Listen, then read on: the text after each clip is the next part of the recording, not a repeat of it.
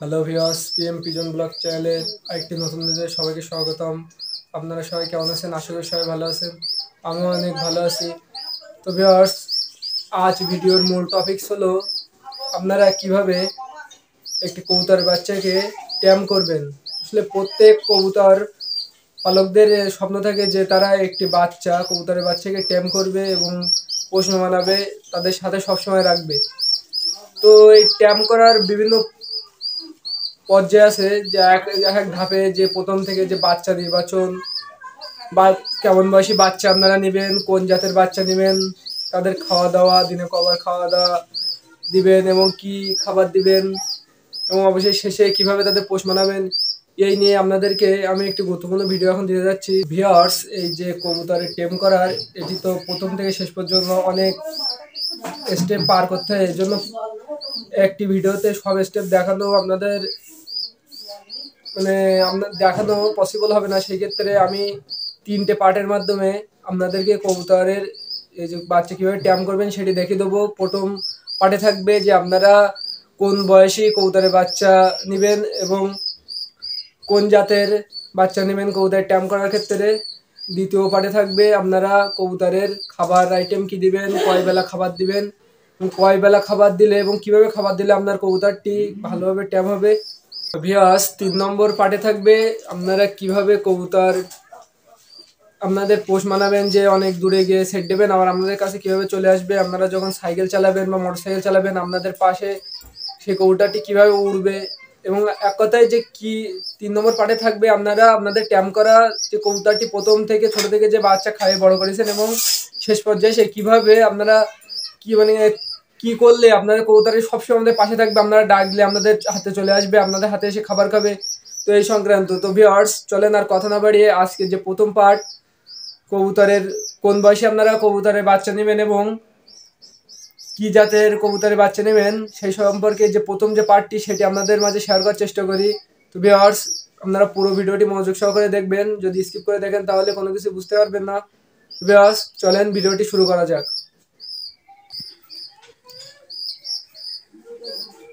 তো viewers, part 1 যে আমি বলছি, পার্ট 1 এর যেটি থাকবে সেটি হলো সঠিক বয়সী বাচ্চা নির্বাচন ট্যাম করার ক্ষেত্রে এবং কোন জাতের বাচ্চা আপনারা নেবেন।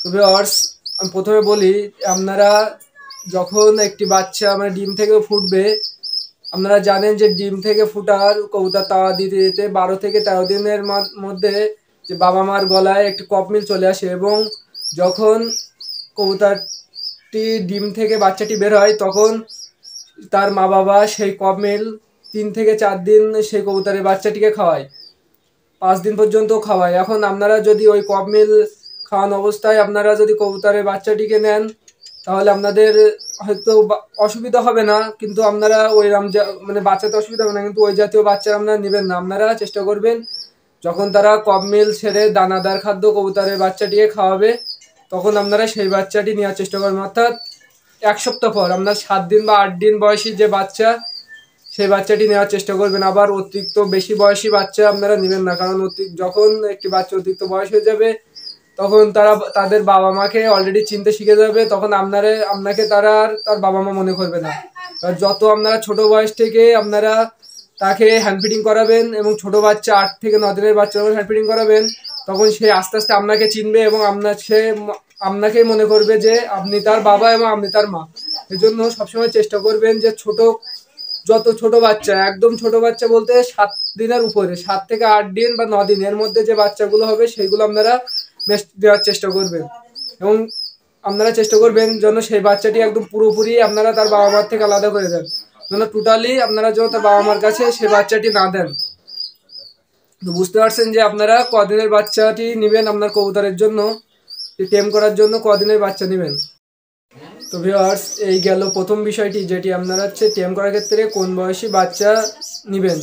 এবার দ্বিতীয় যে বিষয়টি সেটি হলো যে টেম করার জন্য কি জাতের বাচ্চা আপনারা নেবেন। এখন বিষয়টি হলো যে আপনারা যে কোনো জাতেরই কবুতরের বাচ্চা আপনারা নিতে পারেন টেম করার ক্ষেত্রে, সেটি হোক দেশি বা ফ্যান্সি, যে কোনো আইটেমেরই বাচ্চা আপনারা নিয়ে টেম করতে পারবেন। এখানে নির্ধারিত কোনো বাচ্চা যে এরকম যে নির্ধারিত বাচ্চা নেই যে এই বাচ্চা নিলে যে ভালো ট্যাম হবে বা এরকম কোনো কিছু না। আপনারা ধরেন দেশি বাচ্চা, গিরিবাজের বাচ্চা, গোল্লা কবুতরের বাচ্চা, তারপরে আপনারা যে ফেন্সি ধরেন লক্ষা বলেন বা যে জাতেরই বাচ্চা বলেন না কেন, আপনারা যে কোনো জাতেরই বাচ্চা নিয়ে আপনারা ট্যাম করতে পারবেন।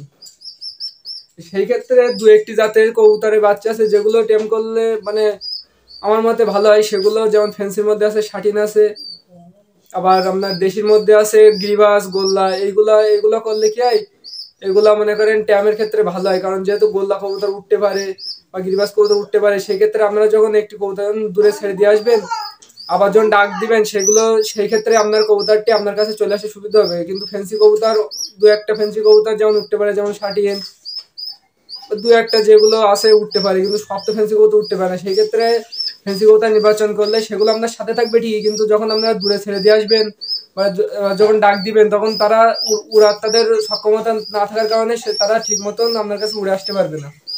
এই কারণে মনে করেন যে ফেন্সি কবুতর না নেওয়াই ভালো। আপনারা দেশি কবুতর দিয়েই ট্যাম করবেন, মূলত গোল্লা কবুতর বা গিরিবাজ কবুতরই নেওয়ার চেষ্টা করবেন, এবং সেটি 7 থেকে 8 দিনের বাচ্চায় নেওয়ার চেষ্টা করবেন। এবং এই বলে যে না যে ফেন্সি কবুতর দিয়ে ট্যাম হবে না, আপনারা যে কোনো জাতেরই কবুতর নিয়ে ট্যাম করবেন, নির্ভয়ে ট্যাম হবে কবুতর। আপনার সেটা আপনার কাছে, আপনি যেভাবে তাকে ছোট বাচ্চা থেকে প্রশিক্ষণ দিবেন, সে সেভাবেই মনে করেন বড় হয়ে আপনার কথা শুনবে, আপনাকে বাবা মা মনে করবে। এই জন্য আপনার এখানে কোনো নির্দিষ্ট কোনো জাতের কবুতরের কথা বলা হবে না। আপনারা চেষ্টা করবেন, আমার সাথে যে আপনারা চেষ্টা করবেন যেন ফেন্সির দিক থেকে হলে শাটিন বা আপনারা ড্যানিশ কবুতর, আর যদি দেশি গোল্লা হয় সেক্ষেত্রে গিরিবাজ বা গোল্লা কবুতর নিয়ে আপনার ট্যাম করার চেষ্টা করবেন।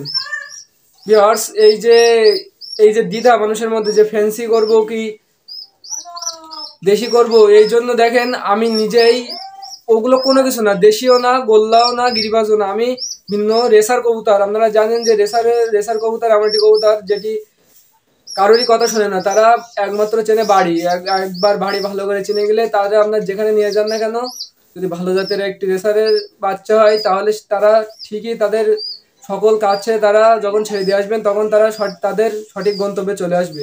সেজন্য আমি আপনাদের এই যে ভিডিওর সাথে আমি একটি রেসার বাচ্চাকে ট্যাম করতে আগ্রহী হয়েছি। যে রেসার সবাই বলে যে রেসার ট্যাম হবে না, এই জন্য আমি রেসারের বাচ্চা নিয়েছি, যেন আপনাদের বুঝতে অসুবিধা না হয় যে রেসার কবুতরও বাচ্চা ট্যাম হবে যদি আপনারা সেভাবে ট্যাম করতে পারেন।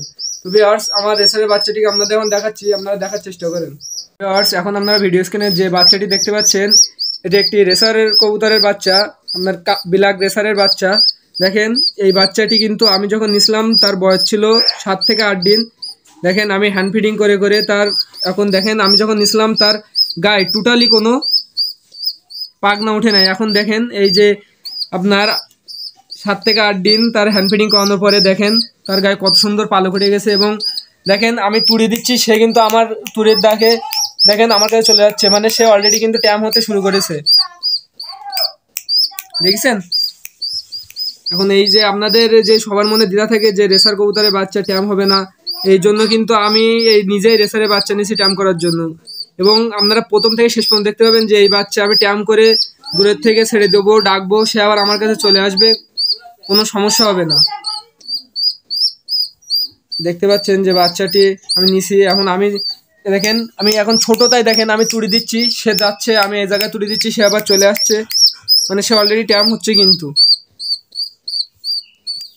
এখানে এই জন্য আপনারা বলছি যে আপনারা ছোট থেকেই বাচ্চা নেওয়ার চেষ্টা করবেন, এবং জাত কবুতরের কোন জাতের বাচ্চা নেবেন এটি কোনো বিষয় না, আপনাদের যেটি মন চায় সেটি নিয়েই আপনারা করবেন।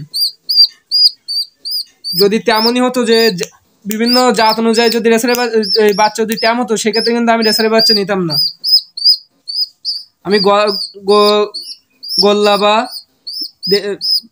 গিরিবাজ কবুতরের বাচ্চা নিতাম, শুধু আপনাদের বোঝানোর সাথে। এবং শুধু বোঝানো বলে না, যে আসলে রেসারের বাচ্চা ট্যাম হয় এইটাই আপনাদের জানানোর জন্য আমি কিন্তু এই ছোট থেকে এই বাচ্চাটি নিছি। দেখেন সে আমার ইশারা কতটাই বোঝে, আমি ডাকলে সে দেখেন সব কিছু ছেড়ে আমার কাছে চলে আসে। দেখেন আপনারা দেখার চেষ্টা করেন, এই ছোট বাচ্চা, তাও দেখেন এত ছোট বয়সেই সে কত আস্তে আস্তে ট্যাম হওয়া শুরু করেছে। এটি কিন্তু একটি রেসারের বাচ্চা, আপনারা দেখেন, দেখলে বুঝতে পারবেন। তো ভিউয়ার্স, আপনারা দেখলেন যে আমার রেসারের বাচ্চাটি এত ছোট, এত কম বয়সে কত ট্যাম হয়েছে। এজন্য আপনাদের যে প্রথম আবার আমি বলে দিচ্ছি যে আপনারা সবসময় 7 থেকে 8 দিনের বাচ্চাটি নেবেন ট্যাম করার জন্য। এবং কোনো যে আপনাদের মধ্যে দ্বিধা যে ভাই আমি কোন জাতের বাচ্চা নিব ট্যাম করার জন্য, এটি কোনো বিষয় না। আপনার যে কোনো জাতেরই বাচ্চা নিতে পারবেন ট্যাম করার জন্য, কোনো বিষয় না।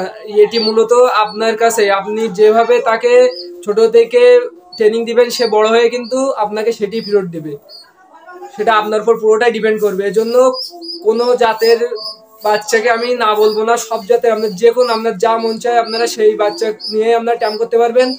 আপনারা দেখলেন যে আমি একটি রেসারের বাচ্চাটি নিয়েছি যে ট্যাম করতে আপনাদের বোঝানোর জন্য, এবং এই রেসারের বাচ্চা একদম ফুলফিল ভাবে ট্যাম হবে। আপনাদের পার্ট টু পার্ট আমি সেই ভিডিও দিব, যে আজকের পার্টে বলে দিলাম যে কি কোন জাতের বাচ্চা নেবেন এবং কোন বয়সী বাচ্চা নেবেন। পরের পার্টে দেখাবো তার খাবার তালিকা, কি খাবার দিবেন, কয় বেলা খাবার দিবেন, এবং শেষে সর্বশেষ পার্টে যে 3 নম্বর পার্টে দেখাবো আপনারা কিভাবে বাচ্চাটিকে দূরে ছেড়ে দিবেন, ডাক দিবেন, আপনাকে চলে আসবে, আপনার হাতে খাবার খাবে, আপনি মোটরসাইকেলে বা সাইকেলে গেলে তা আপনার সাথে সাথে উঠবে। এই বিষয়ক পার্ট 3 নম্বরে আমি দেখাবো। তো ভিউয়ার্স, প্রত্যেক পার্টে আমার সাথে থাকবেন এবং আপনারা পার্ট টু পার্ট দেখার চেষ্টা করবেন। যদি আমার ভিডিওটি আপনারা একটু ভালোভাবে অনুসরণ করেন তাহলে আপনারা সহজেই আপনাদের বাচ্চা একটি কবুতরের বাচ্চাকে সহজেই ট্যাম করতে পারবেন এবং কোনো সমস্যা না ছাড়াই আপনারা আপনাদের বাচ্চাটি নিয়ে বিভিন্ন জায়গায় যেতে পারবেন, ঘুরতে পারবেন, বাচ্চাটি আপনার কথা শুনবে। তো ভিউয়ার্স, আজ এই পর্যন্ত, প্রথম পার্টটি এই পর্যন্ত শেষ করলাম এবং দ্বিতীয় এবং তৃতীয় পার্ট দেখার অনুরোধ রইল সকলকে। এবং সবার কবুতরের সুস্বাস্থ্য কামনা করে এবং আপনাদের সুস্বাস্থ্য কামনা করে, এবং আপনারা আমার এই ভিডিওটি দেখবেন, পরের 2টা পার্টও দেখবেন, কারণ আপনারা দেখলে কিছু শিখতে পারবেন যে কবুতরের বাচ্চা কীভাবে ট্যাম করব এবং সকল কবুতরের বাচ্চায় ট্যাম হয়, এই নিয়ে আপনাদের কোনো দ্বিধাদ্বন্দ্ব থাকবে না। তো ভিউয়ার্স, আজ এই পর্যন্তই। আগামী পার্টে আপনাদের সাথে আবারও দেখা হবে এবং আপনাদের অনুরোধ রইল অবশ্যই আপনারা আমার 3টে পার্ট, যে ট্যাম করার যে 3টে পার্ট, এই 3টে পার্টই দেখবেন। তো এই আশা রেখে, এবং আপনারা যদি আমার এই ইউটিউব চ্যানেলে নতুন বন্ধু হয়ে থাকেন তাহলে অবশ্যই সাবস্ক্রাইব করবেন এবং বেল আইকনটি বাজিয়ে দিবেন যেন নিত্য নতুন ভিডিওগুলো আপনারা সরাসরি পেয়ে যান। ভিউয়ার্স, আজ এই পর্যন্ত।